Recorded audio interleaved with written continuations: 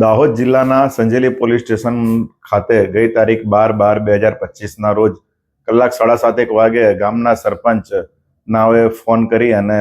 જાણ કરેલ કે એક અજાણ્યા માણસની સળગેલી હાલતમાં ડેડ બોડી રંગલી ઘાટી પાછળ આવેલા જે બસ સ્ટેન્ડ છે, બસ સ્ટેન્ડની પાછળ સળગેલી હાલતમાં મળેલી છે. જે અનુસંધાને પોલીસ ઇન્સ્પેક્ટર શ્રી રાવત તેમજ તેમના સર્વેલન્સના કર્મચારીઓ તેમજ તેમના સ્ટાફ ત્યાં બનાવવાળી જગ્યાએ ગયેલા અને તેમને જોયેલ તો એક બસ સ્ટેન્ડની પાછળ એક સળગેલી હાલતમાં પુરુષની લાશ મળી આવેલી હતી. જે અનુસંધાને ગામના સરપંચ ભૂપેન્દ્રભાઈ સંઘાડા નાઓની એક ફરિયાદ લેવામાં આવેલી અને જે ફરિયાદમાં BNSની વિવિધ કલમો હેઠળ ખૂનનો ગુનો અને પુરાવાની નાશનો ગુનો દાખલ કરવામાં આવેલો. ત્યારબાદ આ ગુનાની ગંભીરતાને ધ્યાને લઈ પોલીસ અધિક્ષક શ્રી દાહોદ દ્વારા આ ગુનાની વિઝિટ કરવામાં આવેલી અને તેમણે પોલીસ ઇન્સ્પેક્ટર LCB તેમજ ઝાલોદ ડિવિઝનના અલગ અલગ police inspector Shri Limbdi police inspector, ઝાલોદના પોલીસ ઇન્સ્પેક્ટર, સુખસર પોલીસ ઇન્સ્પેક્ટરની કુલ 5 અલગ અલગ ટીમો બનાવી અને જે આ લાશની ઓળખ બાબતે આઈડેન્ટિફાઈ કરવા માટે ટીમોને સૂચના આપેલી અને આ ગુનો ડિટેક્ટ થાય તે માટે પણ પોલીસ અધિક્ષકશ્રી દ્વારા સૂચના અને માર્ગદર્શન આપેલું હતું. જે અનુસંધાને આ જે મરણ જનાર છે તેણે હાથમાં કડું પહેરેલું હોય અને જમણા હાથે ફાસ્ટ્રેકની ઘડિયાળ પહેરેલી હોય. તે અનુસંધાને હ્યુમન સોર્સ અને ટેકનિકલ સોર્સનો ઉપયોગ કરી આ જે મરણ જનાર છે એની ઓળખ રોયલ કીર્તનસિંહ લબાના, મૂળ રહેવાસી કારઠ અને હાલ રહેવાસી ગોદી રોડ દાહોદનું હોવાનું પ્રસ્થાપિત થયેલું. જે અનુસંધાને તેમના અલગ અલગ પરિવારજના સભ્યો તેમજ તેના મિત્ર વર્તુળોને પૂછપરછ કરતા દાહોદ જિલ્લાના જે પોલીસ ઇન્સ્પેક્ટર LCB તેમજ ઝાલોદ ડિવિઝનના અધિકારીઓએ અલગ અલગ ટીમો દ્વારા ટેકનિકલ તેમજ હ્યુમન સોર્સનો ઉપયોગ કરી તેમના પરિવારજનોની કડકાઈથી પૂછપરછ કરતા આ કામે જે આરોપી છે નો ભાઈ અક્ષય કીર્તનસિંહ લબાના પૂછપરછમાં તૂટી ગયેલો અને તેણે આ ગુનો પોતે આચરેલો હોવાની કબૂલાત કરેલી હતી. ગુનાની હકીકત એવી ધ્યાન પર આવેલી છે કે ગઈ તારીખ 9/12/2012ના રોજ આ કામનો જે આરોપી છે અક્ષય કીર્તનસિંહ લબાના, તેમના મિત્ર તોફિક અને એમનો એક કુટુંબી પરિચિત છે દીપક મોઢિયા ને સાથે રાખી અને આ જે મરણ જનાર છે રોયલ કીર્તનસિંહ લબાના તેને સાથે રાખી અને બરોડા ખાતે અર્ટિગા ગાડી લેવાનું કહી અને તેને સાથે સૌપ્રથમ બરોડા લઈ ગયેલો. બરોડાથી ત્યારબાદ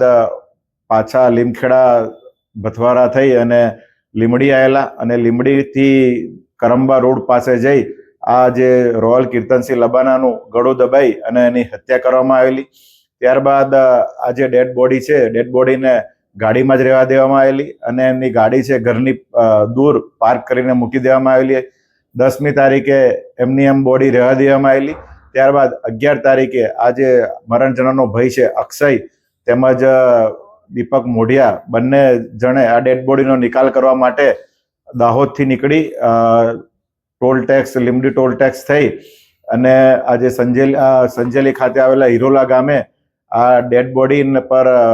બોડી નાખી અને પુરાવાનો નાશ કરવા અને ડેડ બોડી ઓળખાય નહીં અને મરનારની ઓળખ પ્રસ્થાપિત ન થાય તે માટે એના ઉપર પેટ્રોલ છાંટી અને એને ડેડ બોડીને સળગાવી નાખવામાં આવેલ હતી. જે અનુસંધાને કુલ હાલમાં 2 આરોપીઓને અટક કરવામાં આવેલા છે અને બીજા આરોપીઓને અટક કરવાની કામકાજ હાલમાં ચાલુમાં છે. સર, જે ભાઈનું મર્ડર કર્યું તો એ મર્ડર કરવા પાછળનું કારણ શું હતું? મર્ડર કરવા પાછળનો હેતુ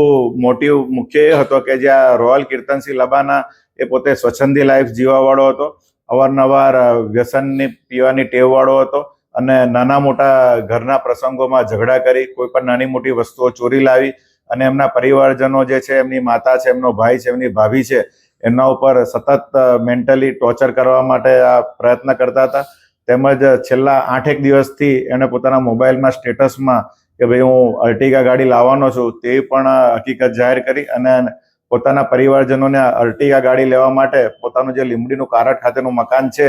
જે એમના વડીલો પાર્જિત મકાન છે, એ મકાન વેચી મારવા માટેનું પણ એમના માતા અને એના ભાઈ છે એમના પર સતત પ્રેશરાઇઝ કરતો હતો. જેથી એમના ત્રાસને કંટાળી જઈ એમના દીકરા અને એમના જે મિત્રો છે એમને સાથે મળી અને આ રોયલ કીર્તનસિંહ લબાનાનું ગળું દબાઈ અને મર્ડર કરવામાં આવેલ છે. આ ગુનાના કામે જે મરણ જનાર છે એનું ફોરેન્સિક પીએમ કરવામાં આવેલું છે. પીએમ દરમિયાન ડોક્ટર સાહેબે આ મરણ જનારનું મોત સૌ પ્રથમ એને ગળું દબાઈ અને હત્યા કરેલાનું હોવાનું પ્રસ્થાપિત કરેલ છે. સર, આ જે મૃતક છે તેનો કોઈ અગાઉનો કોઈ ગુનાહિત ઇતિહાસ ખરો? આ જે રોયલ કીર્તનસિંહ લબાના છે એના વિરુદ્ધમાં લીમખેડા પોલીસ સ્ટેશનમાં ચીટિંગના ગુના પણ દાખલ થયેલા છે.